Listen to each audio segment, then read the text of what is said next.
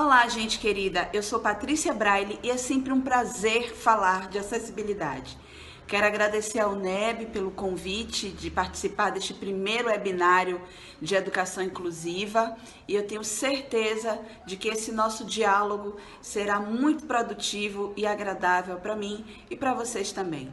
Estou com minhas anotações aqui diante de mim, para não esquecer de nenhum detalhe, e o tema de hoje é Pra Cego Ver, um diálogo sobre deficiência visual e outras cegueiras. Vamos lá. Primeiro vamos nos apresentar, né? Como eu já disse, eu sou Patrícia Braille, mas quem é Patrícia Braille na fila da acessibilidade?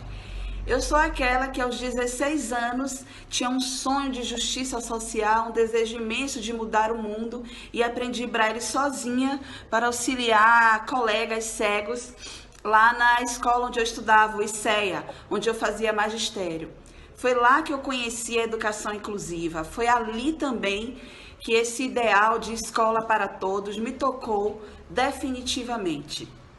Eu estagiei no Instituto de Cegos da Bahia, fui professora lá durante um tempo, professora substituta, e ali também foi uma grande escola para mim. Porque lá no Instituto de Cegos eu pude alfabetizar crianças, pude trabalhar com apoio pedagógico e aquilo me deu uma dimensão muito grande do que seria a educação inclusiva, do que seria o apoio pedagógico, o que a gente chama hoje de atendimento educacional especializado. Eu fiz letras e especialização em educação inclusiva pela UNEB. Foi a primeira turma de educação inclusiva, logo quando esse ideal já não era só um ideal, já tinha se transformado em política nacional de educação especial na perspectiva inclusiva. Eu tive várias experiências profissionais no âmbito da inclusão, da cultura inclusiva, da educação inclusiva, e uma das mais marcantes foi a produção de livros acessíveis na Biblioteca Pública do Estado. Eu trabalhei lá por 8 anos e ali eu produzia livros em braille, produzia livros digitais, atendia usuários cegos nesse contexto de cultura, de biblioteca, enfim, de leitura.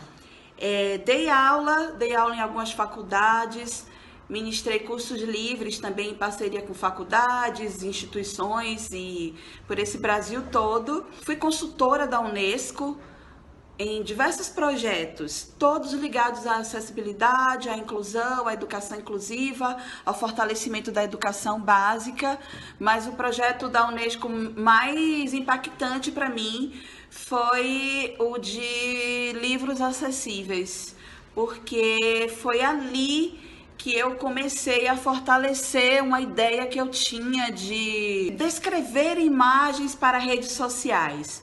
Foi mais ou menos ali que esse meu projeto, o Projeto Pra Cego Ver, ganhou um tanto mais de corpo, ganhou mais impulso, vamos dizer assim. Eu fiquei na Unesco de 2009 a 2013 e agora, no ano de 2020, eu estou voltando num novo projeto também de acessibilidade, mas em outros contextos fora da educação, fora da cultura, né?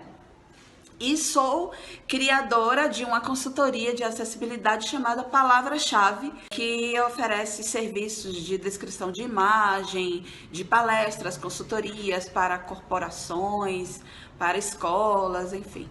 Quem tiver interesse em conhecer mais sobre acessibilidade pode contar com esses serviços da Palavra-Chave. Vamos ao que interessa. O que é essa hashtag Pra Cego Ver? O que é esse projeto Pra Cego Ver?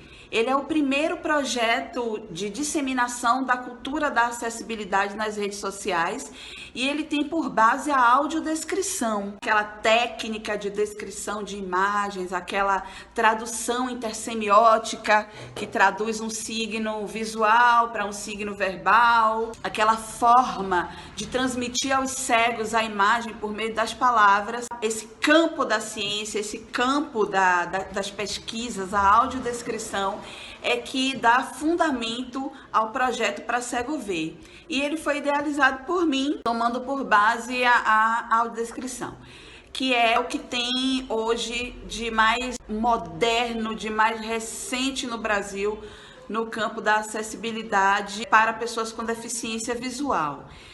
Ela surge, aliás, inicialmente para favorecer pessoas com deficiência visual, mas com o seu uso acabou se descobrindo que a audiodescrição era muito benéfica também para quem tem deficiência intelectual, para pessoas com dislexia, para pessoas com déficit de atenção, por exemplo.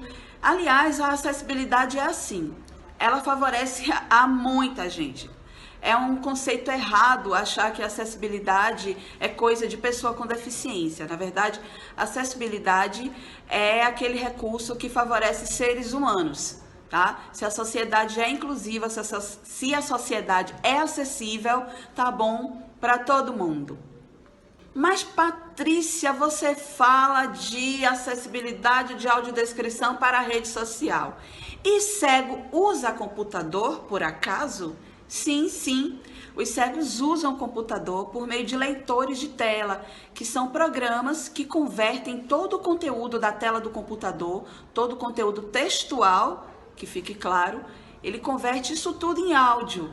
Então, a pessoa cega está lá diante do computador, digitando tranquilamente, e o leitor de telas vai convertendo os caracteres e vai fazendo que aquele texto chegue ao cego por meio do áudio.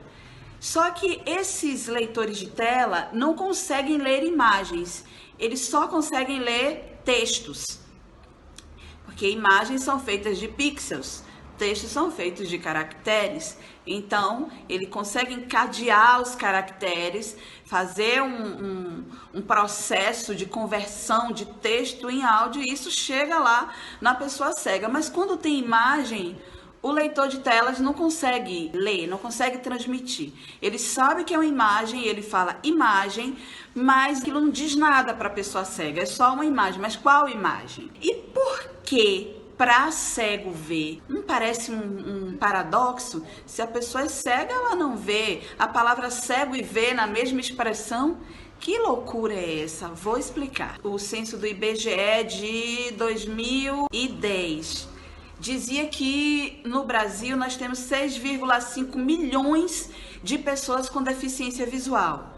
585 mil totalmente cegas. 21% dessas pessoas estão no Nordeste. Mais de 1.000 estudantes desses estão na rede pública estadual aqui da Bahia. E onde é que essas pessoas estão?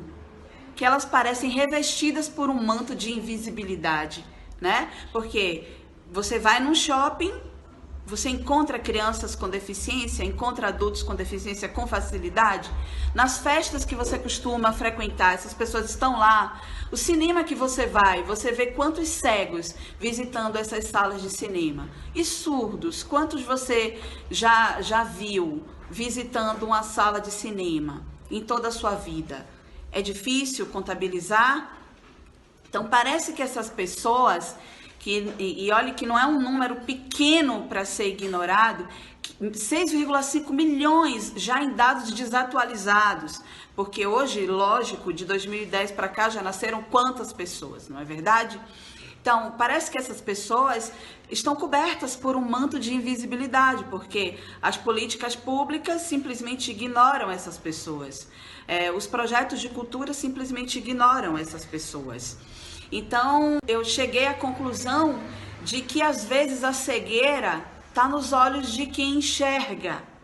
Está no cego, que tem olhos que não cumprem a tarefa fisiológica de ver, né?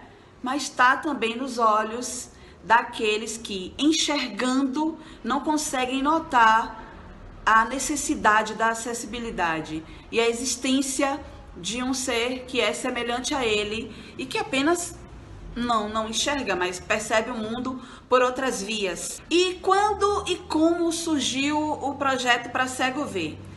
Eu tenho muitos amigos cegos.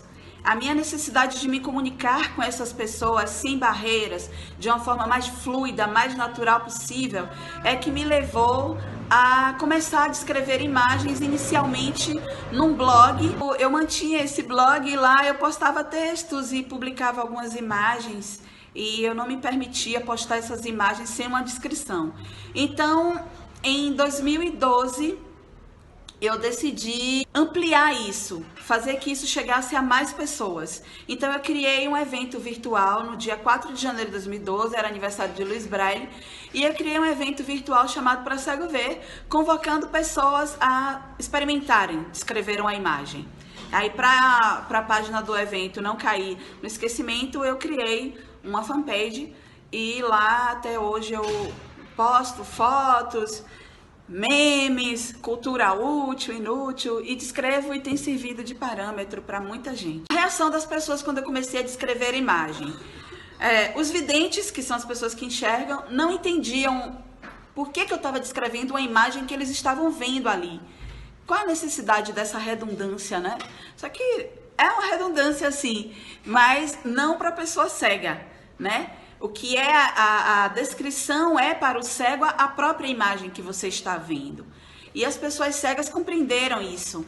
Elas viram aquilo e me agradeceram e passaram a exigir essa mesma postura de outras pessoas. Eu fiz uma viagem a São Paulo e na volta eu postei a foto que eu tirei lá. Era uma foto num restaurante legal que eu fui, enfim, Terraça Itália, é um restaurante muito alto e aí dá pra ver toda a cidade. E lá tem um sofá bem bonitinho, assim, amarelo, meio vintage. E aí eu sentei nesse sofá, tirei a foto e na volta eu publiquei, descrevi como eu tava. Um vestido vinho, bracelete, usando o cabelo assim, postei. Comecei a receber os likes dos amigos, os comentários. Eu me comovo até hoje quando lembro, porque naqueles comentários tinha pessoas cegas, tinha pessoas videntes, todas comentando a mesma foto. Minha irmã veio, ai que irmã linda. E aí veio um ex-aluno meu que tem deficiência visual e comentou detalhes da foto. Veio uma outra amiga minha que é cega e que gosta muito de moda, anda toda super arrumada e tal. E ela comentou, gostei do vestido, coisas assim. E eu falei, olha só o que aconteceu aqui. Pessoas de diferentes perfis, com deficiência, sem deficiência, comentando a mesma foto. E nesse momento, a deficiência simplesmente não existe. Se tem acessibilidade, as pessoas têm acesso em condições de equivalência, né? Com equiparação de oportunidade, equiparação de acesso. É isso que a acessibilidade faz. A deficiência está ali na pessoa, ela não sai da pessoa, mas a pessoa não está impedida de exercer sua cidadania, de exercer sua percepção do mundo por meio da acessibilidade, né? Depois disso, eu fui notando que o projeto começou a crescer para além daquele meu objetivo inicial, que era sensibilizar os meus amigos videntes, aquele meu círculo imediato de amigos. Cada dia que passava eu tinha notícia de que uma grande empresa tinha aderido ao movimento, de que uma celebridade tinha aderido ao movimento, de que um outro colega meu de trabalho estava aderindo ao movimento, e eu fui percebendo, quando eu vi, estava assim, Google, Coca-Cola, Flamengo, Postos Petrobras, Skol, Quem Disse Berenice, a Avon, a Maybelline, o Banco Bradesco e vários bancos, o Banco do Brasil e o Ministério Público, e cada dia isso foi se fortalecendo e ganhando uma dimensão nacional. E o objetivo inicial, eu confesso que era convencer os meus amigos a adotarem práticas inclusivas, acessíveis. E essa corrente da acessibilidade, essa corrente desse movimento humanitário de inclusão foi se fortalecendo, e agora é um movimento sem volta, né? Eu não consigo mais entender as redes sociais sem descrição de imagem. Acho que ninguém mais aceita menos que isso. O que é que me motiva a continuar? Eu fiz um post na passagem do aniversário de Luiz Braille, lá tinha aquele símbolo do joinha do Facebook, e tinha 4 de janeiro, Dia Mundial do Braille, e a arte dizia, eu curto o Braille, e tinha só a mãozinha, né? E aí eu fiz a descrição e tal, e aí alguém comentou assim, muito bom, acabo de conhecer o símbolo de curtir, veja a importância da audiodescrição para quem não enxerga. era uma pessoa cega. Eu fiquei meio perplexa, né? Porque é tão prosaico, é tão cotidiano o símbolo de curtir, aquilo que pra gente é tão óbvio, pra muita gente que não enxerga, não é nada óbvio. Uma outra imagem que eu escolhi para esse nosso diálogo de hoje foi a de um cachorrinho. Eu fiz a descrição assim, coloquei a hashtag para cego ver e fiz a descrição. Fotografia onde aparece numa área ensolarada ao ar livre, repleta de gramas e árvores ao fundo, a carinha de um cão da raça Pug. Sobre cada um de seus olhos está uma flor amarela. No centro da foto está escrito: vejo flores em você. E aí veio uma pessoa cega e comentou: que legal, sou cego desde sempre e agora com auxílio deste site descobri que posso ver. Uhul, gostei. Eu fico muito feliz quando recebo essas mensagens, né? Saber que meus olhos têm uma função importante nesse mundo da acessibilidade. Saber que de minha casa, a partir do meu celular, eu posso mudar a vida de muita gente. Eu posso propor acessibilidade, eu posso convencer pessoas a aderirem a esta causa, eu posso fazer coisas que muita gente duvida. E aí eu recebo mensagens muito legais, recebi uma mensagem dos postos Petrobras dizendo que aderiu e pedia que eu desse uma olhadinha porque eles queriam melhorar cada dia mais. A Prefeitura de São Paulo aderiu, o Tribunal Superior Eleitoral, alguns partidos políticos, o Ministério Público da Bahia, e aí acabei virando matéria de centro da revista Educar. Eles fizeram uma matéria grande, bonita, bem escrita, só que nem tudo são flores. Um belo dia, meus amigos me gritam na internet: Patrícia, chega aqui. E quando eu vou, tinha lá um post de um órgão da justiça dizendo assim, com esse texto: hoje lançamos a ação para cego ver. E anuncia o projeto como se fosse autoria deles. E essas coisas começaram a se tornar muito rotineiras. É incrível, é quase inimaginável como ainda existe gente que plagia, gente que assume a autoria de projetos e que eles nunca nem contribuíram, que não fizeram nada. E diga-se de passagem, fazem umas descrições bem meia boca. Aí eu comecei a receber uma avalanche de notificações de pessoas assumindo a autoria desse projeto. Teve um político que botou lá: foi lançada ontem pelo candidato a prefeito, senhor Fulaninho, no Dia Nacional da Luta da Pessoa com Deficiência, a hashtag para cego ver. Veja só, viu? Foi lançada ontem. Botou lá o nome dele, fulano de tal, lança a hashtag para cego ver. É muito feio. E existe uma coisa muito engraçada também. Como a hashtag ela usa a palavra cego sem nenhum pudor, algumas pessoas reclamam: mas o que é isso? Cego? Isso não é pejorativo? Ou então, olha, respeita, é portador de deficiência, ou é portador de necessidade especial. Não é isso não. A pessoa é cega mesmo. A palavra cego é a palavra usual, não é uma palavra pejorativa, muito pelo contrário. Também vai depender da forma como você está empregando essa palavra, né? Mas as pessoas têm nome, aí elas precisam ser tratadas pelos seus nomes. Mas dizer que alguém é cego não é nenhum demérito, desde que a pessoa tenha mesmo uma deficiência visual. Mas aí quando as pessoas reclamam, vão lá nessas páginas que aderiram ao projeto e reclamam, por causa da nomenclatura, aí eles falam: olha, fala lá com Patrícia, foi ela que criou esse projeto. Mas quando alguém elogia, eles aceitam o elogio tranquilamente. Ah, obrigada, a gente faz o que pode. O projeto para cego ver ele tem um amparo legal, ele já vem como fruto de leis, de decretos que asseguram a pessoa com deficiência o acesso à cultura. A própria Lei Brasileira de Inclusão, que é a Lei 13.146, de 6 de julho de 2015, já assegura esse direito às pessoas com deficiência, mas já existem duas leis municipais, uma em Fortaleza e outra em Salvador, que trazem no seu texto expressamente para cego ver.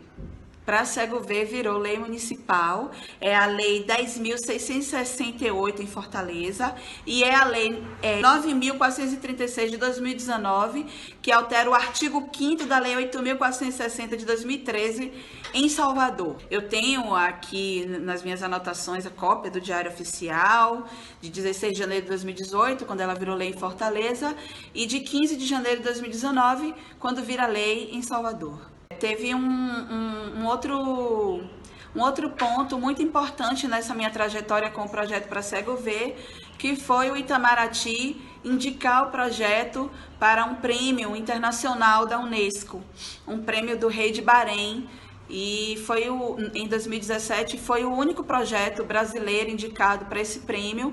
Eu não fui a vencedora, mas essa indicação para mim já é um grande reconhecimento, né? Para encerrar esse nosso diálogo, essa nossa conversa, eu vou ler com vocês um texto que eu escrevi sobre o nosso comportamento na internet. Presta bem atenção, tá bom? Nosso comportamento na internet é acessível? Fiz uma pesquisa com 40 pessoas com deficiência visual, cegas e com baixa visão, usuárias das principais redes sociais e comunicadores instantâneos como o Messenger e o WhatsApp. A pergunta foi: o que mais incomoda vocês nas redes sociais e comunicadores instantâneos, chegando a ser uma barreira, mesmo para aqueles que possuem um bom resíduo visual ou para os que usam um excelente leitor de tela? O ranking de respostas foi perturbador. Um convite a colocarmos a mão na consciência e repensarmos o uso que temos feito dessas ferramentas, que na maioria das vezes são tecnologicamente acessíveis, mas nosso comportamento inadequado as transforma em barreiras, até mesmo para quem não tem deficiência. Confiram. Primeiro lugar, imagens, vídeos, GIFs sem descrição, audiodescrição. Em primeiro lugar, liderando a pesquisa, as imagens sem descrição foi o que mais incomodou as pessoas com deficiência. Em segundo lugar, o excesso de mensagens prontas de bom dia, boa tarde, boa noite e aquelas outras correntes de autoajuda, dessas que recomendam envio a 20 pessoas ou então a sua avó vai morrer. Em terceiro lugar, as mensagens sem pontuação adequada. Mas por que isso? Porque os leitores de tela, eles reproduzem fidedignamente o que a gente escreve. Se você escreve sem vírgula, é sem vírgula que o leitor vai entender, tá? E aí é numa dessas que você acaba matando o rei. Matar o rei não é crime. Mas se você tira a pontuação, matar o rei não é crime. E aí pronto, cometeu um assassinato. Outros pontos como mensagens fragmentadas e os áudios muito grandes também foram citados. Os áudios, aliás, os famigerados áudios, não podem ser apreciados pelos surdos, por motivos óbvios. Eu não gosto de áudio. No geral, eu não uso áudio. Primeiro que é muito difícil identificar uma mensagem no celular se ela vem em forma de áudio. Você recebe toda uma instrução sobre como fazer um trabalho e aí depois você não entende alguma parte ou você esquece alguma parte, precisa de novo ver aquilo, você tem que ouvir aquele áudio tudo de novo até chegar no exato ponto que você queria, quando simplesmente você pode ir lá e digitar na busca. Enfim, eu abro poucas exceções para o uso de áudio, poucas exceções. Para analfabetos, para pessoas com mobilidade reduzida, aí eu abro exceções. No mais, não me manda áudio não, por favor. Pessoas cegas acessam conteúdos digitais por meio de programas que convertem texto em som. Tentem imaginar uma voz sintetizada lendo centenas de mensagens no ritmo frenético dos grupos de WhatsApp. Precisamos mesmo compartilhar tanta coisa assim?